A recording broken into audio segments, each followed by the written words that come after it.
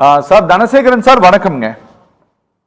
வணக்கம் sir. Dhanasekaran sir வணக்கம். Dhanasekaran sir, ஒரு ஃபாரினர் வந்து இங்க வந்து ஓட் போட்டுட்டு போயிருக்கிறாங்க அப்படிங்கறத இமிகிரேஷன் டிபார்ட்மெண்ட் வந்து ஃபைண்ட் அவுட் பண்ணியிருக்கிறாங்க சார். இது எப்படி சான்ஸ் இருக்கு சார்? இது சார் ஃபர்ஸ்ட் வந்து ஆஸ் பர் இந்தியன் ரூல் பிரகாரம் நீங்க பாஸ்போர்ட், ஃபாரின் பாஸ்போர்ட் வாங்கினதுக்கு அப்புறம் உங்களுடைய எந்த நாட்டில் நீங்க இருக்கீங்களோ அந்த நாட்டோட கான்சுலர் சர்வீஸ் எம்பசிக்கு போய் உங்களுடைய பாஸ்போர்ட்டை ரத்து செய்து OCI card, overseas citizenship of இந்தியான்னு ஒண்ணு கொடுப்பாங்க சார். அந்த கார்டை நீங்க வாங்கணும். சரி, அதுக்கு ஒரு 6 மாசம் ஆகும்.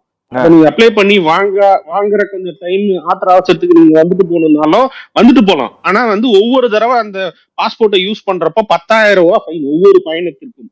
அதுதான் நம்மளுடைய இந்தியன் ரூல் சார். நீங்க 6 மாசத்துக்குள்ள நீங்க வந்து ஃபாரின் பாஸ்போர்ட் வாங்கிட்டீங்கன்னா இந்தியன் பாஸ்போர்ட்டை சரண்டர் பண்ணணும். அது பேசிக் ரூல். சரி, அந்த ரூல இவங்க மீறி இருக்காங்க. ஒண்ணு. ரெண்டாவது, இல்ல நாங்க ஓசி வாங்கி இருந்தாலும் இந்தியால வாக்குரிமையை கேன்சல் பண்ணி ஒரு சின்ன ஃபார்ம் எழுதி கொடுத்துருக்கணும். ஆனா இவங்க அதை எழுதி கொடுக்கல. ஒண்ணு. ரெண்டாவது, எஸ்ஐஆர் அப்ளிகேஷன் வந்திருந்த போதே இல்லைங்க அவர் ஃபாரின் சிட்டிசன்ஷிப் வாங்கிட்டாரு அப்படின்னு சொல்லி ஃபார்ம் ஃபில்அப் பண்ணாம விட்டுருக்கணும். ஆனா உறவினர்கள் மூலியமா ஃபார்மையும் ஃபில்அப் பண்ணி டேட்டாலையும் சேர்த்திருக்காங்க. இது ரெண்டாவது தப்பு. மூணாவது, இவங்க வந்து ஃபாரின் பாஸ்போர்ட் யூஸ் பண்ணி தான் வந்திருக்கணும். ஓசிஐ கார்டு வந்து ரிஜிஸ்டர் எல்லாம் கிளியரா ஆயிருக்கும். வந்து ஓட்டு போட்டு போயிருக்காங்க. ஓட்டு போட்டு போனதை விட பெரிய பிரச்சனை என்னன்னா, ஓட்டு போட்டு போனத இன்ஸ்டாகிராம்ல வீடியோவா எடுத்து போட்ட பலர் இருக்காங்க. இன்ஸ்டாகிராம் வீடியோக்களை நம்ம வந்து ஆராய்ந்தோம் அப்படின்னா இன்னும் பல பேர், அதாவது வந்து 100ல இருந்து 1000கணக்குல மாற்றத்துக்கான வாய்ப்பும் இருக்கு சார். Okay okay. இந்த 25ங்கிறது ரொம்ப குறைவான எண்ணிக்கைன்னு சொல்றீங்க? ஆமா சார், 25ன்றது ரொம்ப குறைவான எண்ணிக்கை. ஏன் சொல்றேன் அப்படின்னா, யுஎஸ், கனடா, ஆஸ்திரேலியா, யூகே இந்த 4 நாடுகள்ல இருந்து பல்வேறு ஆட்கள் வந்து நாங்க வந்து ஒரு மாற்றத்திற்காக வருகிறோம், தமிழ்நாடு அரசியல் மாற்றத்திற்கு காத்திருக்கிறது அப்படின்னு சொல்லி பலர் வீடியோ போட்டு இன்ஸ்டாகிராம்ல இங்க வந்து ஓட்டு போட்டதை வீடியோவா எடுத்து போட்டு சிலர் வந்து கேள்வியே கேட்டாங்க. நாங்க மட்டும் ஓட்டு போட்டு அங்க போயிடுறீங்களே அப்படின்னு கேள்வி கேக்குறீங்களே, எங்க அப்பா அம்மா எல்லாம் இங்க தானே இருக்காங்க, நான் அவங்களுக்கும் சேர்த்துதான் மாற்றத்திற்கான ஓட்டை போட்டிருக்கேன் அப்படின்னு வீடியோவே போட்டிருக்காங்க. Okay okay okay sir. இந்த தவறு இதுக்கு முன்னால எப்பவுமே நிகழ்ந்தது கிடையாதுங்க.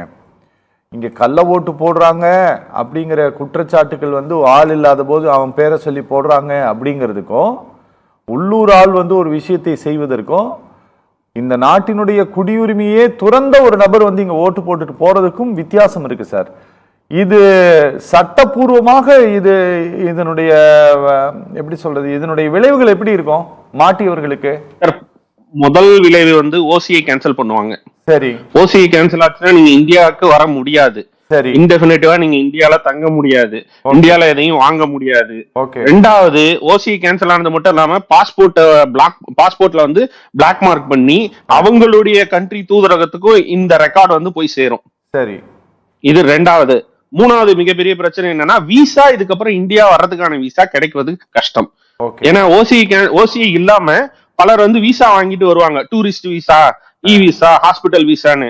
ஆத்திர அவசரத்துக்கு கூட இனி வர முடியாத சிக்கலை நோக்கி அவர்களுடைய வாழ்க்கை செல்லும்.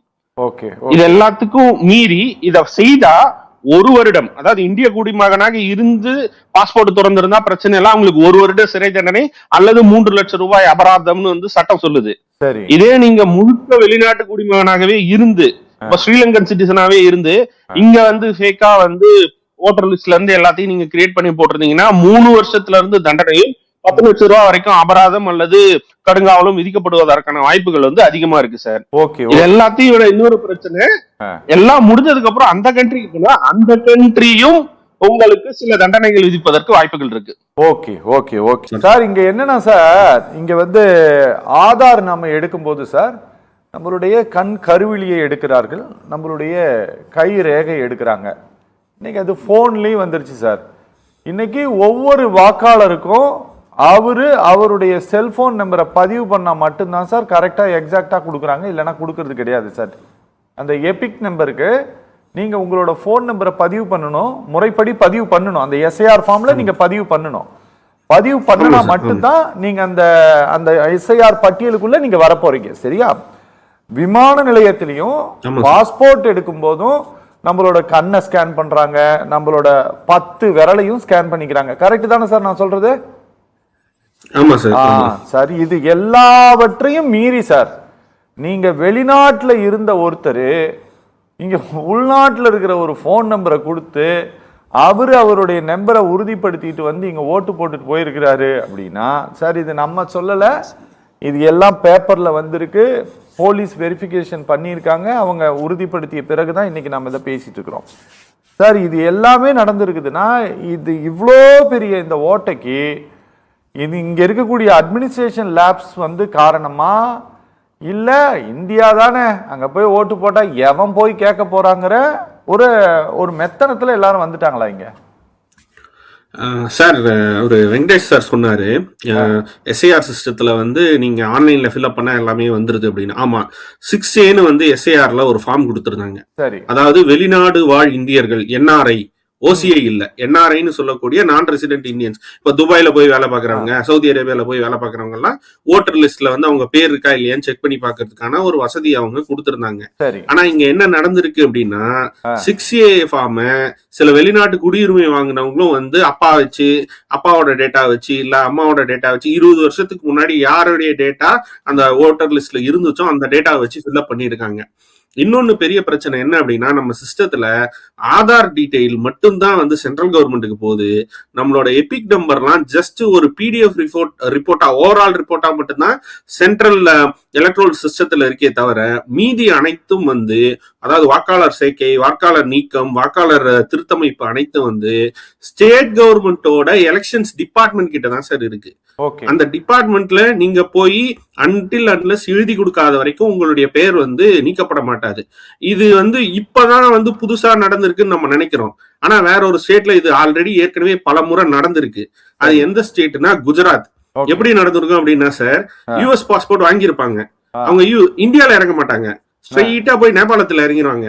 நேபாளத்துல இறங்கிட்டு அங்க ஒரு விசா 90 நாள் விசா வாங்கிட்டு பஸ் புடிச்சு பார்டர்ல இருந்து திரும்ப குஜராத் போய் ஓட்டு போட்டு திரும்ப அதே பேட்டர்ன்ல நேபாள் வழியா போயிட்டு US போயிருவாங்க.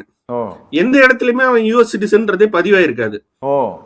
அவங்க வந்து இந்தியன் சிட்டிசனாவே சில பேர் மெயின்டைன் பண்ற விஷயங்களும் இது வரைக்கும் நடந்திருக்கு. அதை பார்த்து கேட்ட இன்ஸ்பயர் ஆன ஒரு கூட்டம் தான் இதே மாதிரி இந்த விஷயத்த பண்ணிருக்கு. இது ரொம்ப நாளா நடந்துட்டு இருக்கு. ஏன் நடந்துட்டு இருக்கு அப்படின்னா, பஞ்சாபிஸ் வந்து நிறைய அக்ரிகல்ச்சர் லேண்ட் வச்சிருப்பாங்க.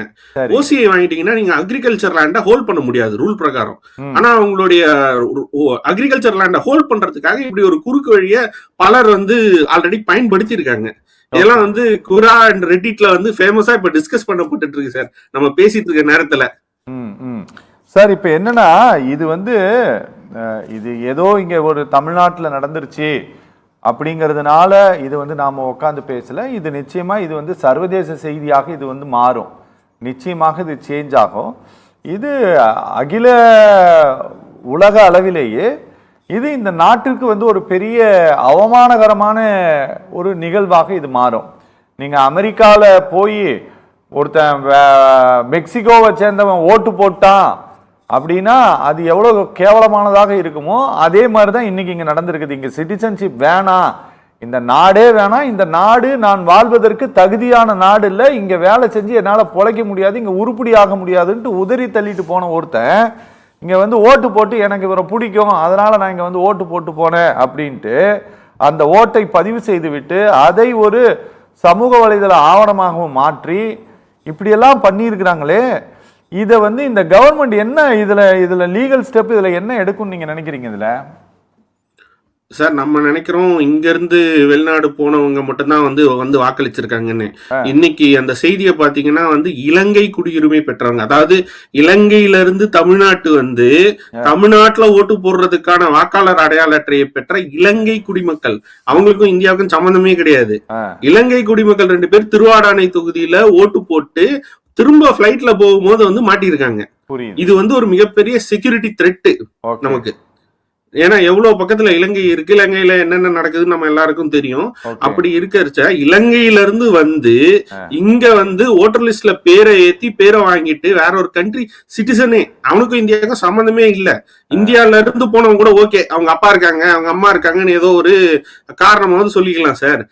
இந்த நாட்டுக்கே சம்பந்தம் இல்லாத இலங்கை மக்கள் ஒருத்தன் வந்து இங்க வந்து வாக்காளர் அடையாள அட்டை வாங்குறதே வந்து உளவு பார்த்தல் மற்றும் சதி செயலுக்கான சட்டத்திட்டங்கள் வரும். 3 வருடத்திலிருந்து 10 வருடம் வரை அவர்களுக்கு கடுங்காவல் தண்டனை கொடுப்பதற்கான வாய்ப்புகள் இருக்கு சார். ஏன்னா அவன் வந்து டோட்டலா வெளிநாட்டு குடிமகன். முன்னாடி சொன்ன கேஸ்லயாவது வந்து 1 வருஷ சிறை தண்டனை வரும் அல்லது 3 லட்சம் ரூபாய் அபராதம் வரும். இதுல ஏதாவது ஒண்ணு வரும் சார். ஆனா மற்ற நாட்டு குடிமக்கள், அதாவது இந்தியாவுக்கு சுத்தமாக சம்பந்தமே இல்லாத, அதாவது வந்து அவங்க அப்பா தாத்தா எந்த சம்பந்தமும் இல்லாத 2 பேர் வந்து இங்க வந்து வாக்காளர் அடையாள அட்டை வாங்கி ஓட்டு போட்டிருக்காங்க. அவங்களுக்கு கண்டிப்பாக வந்து உளவு பார்த்தல், சதிச்செயல், இந்த 2 பேசிஸ்ல தான் அவங்களுக்கு வந்து சட்டப்பூர்வமான நடவடிக்கைகள் இருக்கும் சார். இன்னொன்னு, இப்ப எல்லா எம்பசிக்கும் அடுத்து என்ன சுற்றறிக்கை வரும் அப்படின்னா, யாரெல்லாம் பாஸ்போர்ட் வாங்குனீங்களோ அவங்க எல்லாம் உங்களுடைய ஒரிஜினல் இந்தியன் பாஸ்போர்ட்டை சரண்டர் பண்ணுங்க. நீங்க ஏதாவது இதை தாண்டி 1 தடவையோ 2 தடவையோ நீங்க போயிட்டு வந்தீங்கன்னா கடுமையான நடவடிக்கை எடுக்கும்னு இந்தியா வந்து 190 நாடுகள்ல எம்பசி வச்சிருக்கு. அத்தனை எம்பசிலையும் இதை பத்தி கண்டிப்பா வந்து சுற்றறிக்கை வெளிவரும். இனிமேல் வந்து ஓசிஐ வாங்குறது வந்து எளிதாக்கப்படும். அட் த சேம் டைம் யாரெல்லாம் பாஸ்போர்ட் வாங்குனீங்களோ ஃபாரின் பாஸ்போர்ட் எல்லாரும் உடனடியா சரண்டர் பண்ணுங்கன்ற லெவலுக்கான சுற்றறிக்கைகள் வர்றதுக்கு வாய்ப்பு இருக்கு சார். Okay sir, okay.